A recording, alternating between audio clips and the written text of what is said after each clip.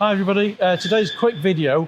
Somebody's asked us about maximum storage in a California Ocean. So basically, how much can we create in here to move things around to get the maximum amount, including how to remove the bed section here in the back on the T6.1 as well, which obviously is quite new.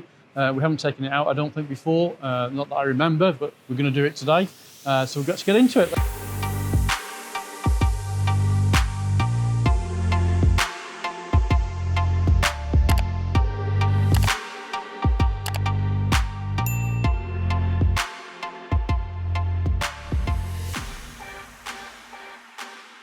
A couple of things first. As far as to create the maximum spaces here, lots of people ask about the double bench seat. Can you remove it? Yes, it is removable. When we do it, it takes 4 of us to remove it, usually 3 or 4 people to remove it. It's very heavy. It involves a lot of lifting. So can you remove it at home? The simple answer to that is going to be no, because it's logistically, the weight of it, etc. You'll probably do more damage than it's worth getting it out. So for the interest of the video, the best thing to do if you want to create as much storage space as possible, as a volume-wise, is to push it as far forward as you can, and then obviously remove everything else that comes in the vehicle. Your other option is to move it as far forward and put the bed down.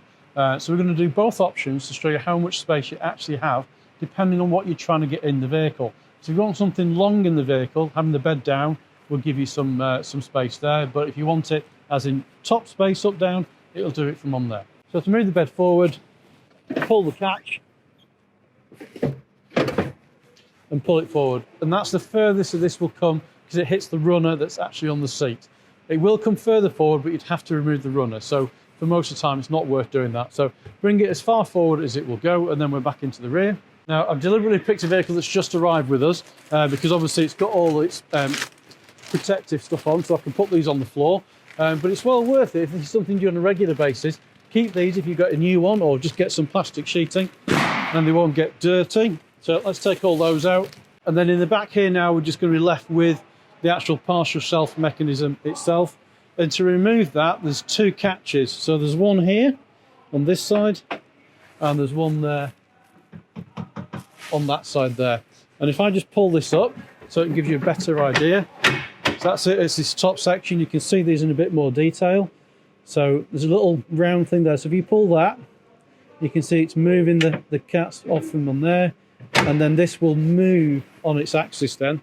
So if you move it, it'll move a little bit and pop it back into place. To make it easier for when we put the bed back in, it's worth noting where everything is at this moment in time. So it's locked in position. This is its normal position here. And on this side here, the catch is right in the middle of there, exactly in the middle on that side. On this side, it's slightly off. So it's right here at the end. It's here. And the next thing we're going to do is release the 2 catches that's on here and bring it back.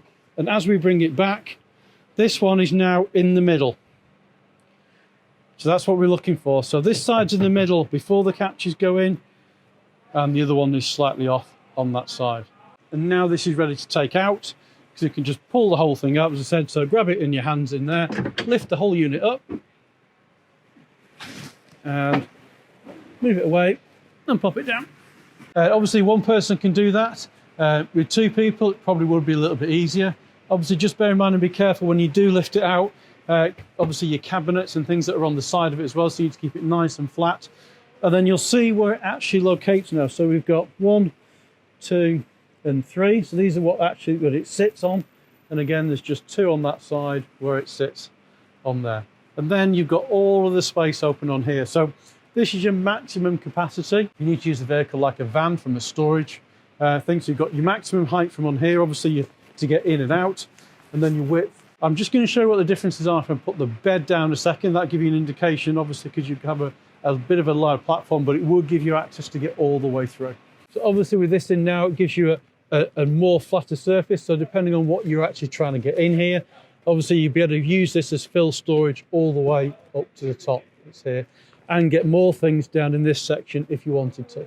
So for maximum volume and usability, this is probably how I would set it up to use the most amount of space.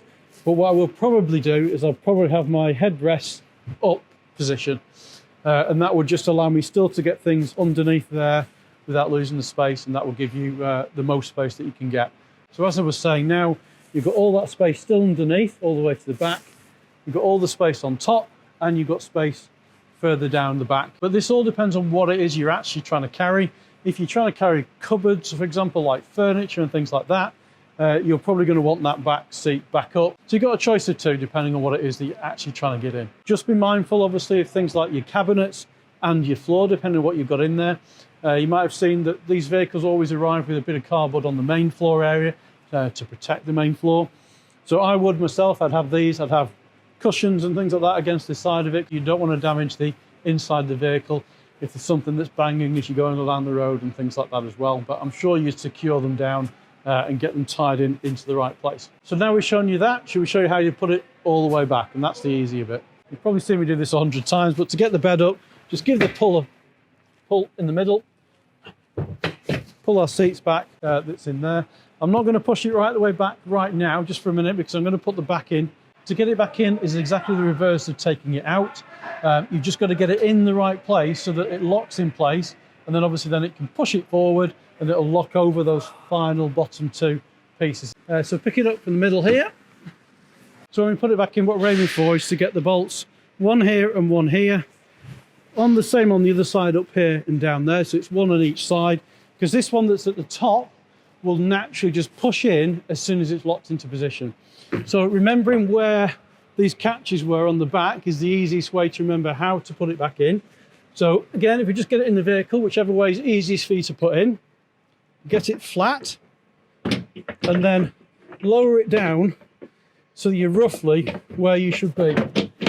So that's about roughly where it should be with the catch that's on there. Now it won't necessarily go straight back in as it comes in on here.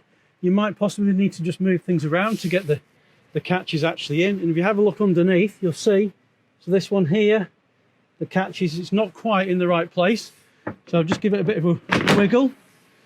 And you'll notice then as I wiggled it around, it suddenly went into place. And that's just knowing where those bolts are underneath as they go in. And this side is exactly the same on here. You can feel that it's locked in place now. Finally, we need to do that is push it back in. And for that, we're looking at the end bolt that's on here. So I can see it from here, roughly where it's right. And I'm just giving it a quick push forward, as you notice then. Put a bit of my weight behind the bar, and that's now firmly in place, locked all the way around. Then we're back to where these were on this side, and this one here in the middle on that side. So just push the seat back. That's back to where it should be. And obviously we just need to put the cushions back in here.